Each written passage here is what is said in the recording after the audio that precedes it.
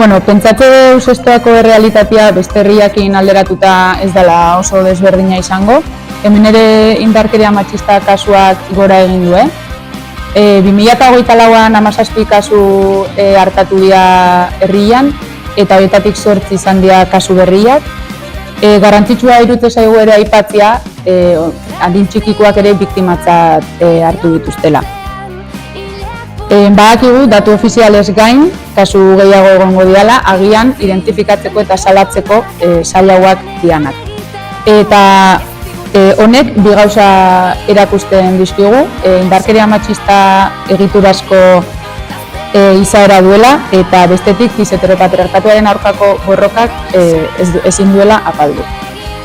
Talde feministatik antolatu ditugun ekintza guzti hauek helburu izan dute indarkeria matxistan aurkako kontzientziazioa zabaltzen jutea, eta baita ere gure komunitatea sendotzea eta herritarren elkartasuna antolatzea.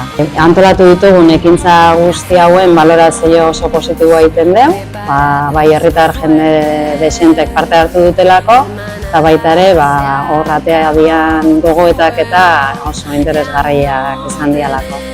Eta bideratzen dena da azaroak 25ko manifarako deialdia, Seiterritan izango dena, eta hor herritar orori dei egiten dizuegu parte hartu eta mobilizatzeko. Euskal Herriko mugimendu feministaren deialdiarekin eta zuen hipokresia indarkeria da leloarekin bat egiten dugu. Erasotzaileak ez dira izaki abstraktuak, gure inguruko gizonak dira, eta hauen arteko anaideak sostengatze du sistema patriarkala.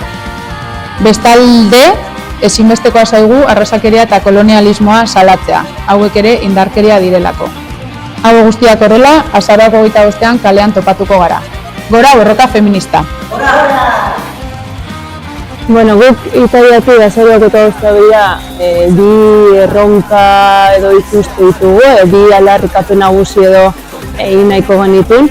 Batetik ikustu dugu, orokorrean gizartien desmobilizazio garai baten edo gaudela, ikustu dugu, gero eta zailo dela jendeak kaleak hartzea, ondala urte batzu ikusten dela kaleetako mugimendu horrek edo herri mugimenduak indar gehiago zakala eta erasoan aurrian kalea atatzen dela salatzea eta nolabaita zer ez dizuen ditula eraso matxistak behaiek.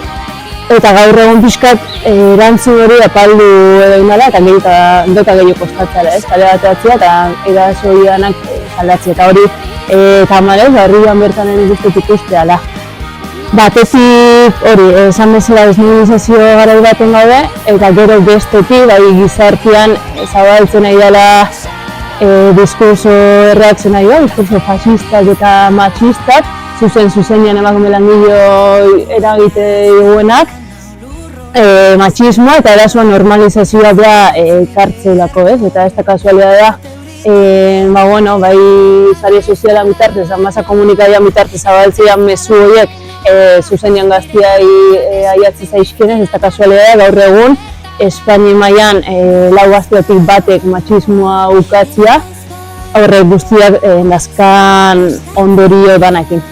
Orduan, bai azaroak 25 begira, alerka hona dela beharra badaola jaliak hartzeko, eta hori, desmobilizazio garai honetan indarra jarri berdala mobilizazio hauetan, eta batez diskurso fascista eta matxista hauen aurrian kaliak hartu berra dazkaula. Eta jarrera hauei zuzenean kontra inbertza dela. Gero bai nahiko genila esan, gure jarduna ulertze duen bezala, azaroko eta gero ere berrezkoa ikustu deula diskurso hauei kontra egiten jarraitzea. Zentzu bertan, azaroko eta goztian baita alarka nahi dugu antolatzean ber hori. Diskurso hauei osotasunean inbertza delako aurre eta nolabait gizarte berri baten eraikuntza hortan oinarritzalako gure jarduna eta hemendikan aurreare bide hortan jarriko da. Eta hori, herritar dan egite izugutei, azaroak 25ean Italiatik deituko dugu mobilizazioa azaltzeko.